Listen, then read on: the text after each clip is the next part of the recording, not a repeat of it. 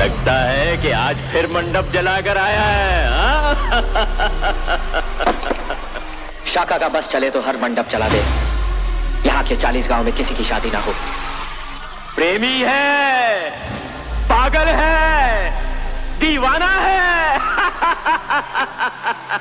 पर ये मत भूल कि दुनिया की नजरों में तू आतंकवादी है और आतंकवादी की प्रेम कहानी नहीं होती।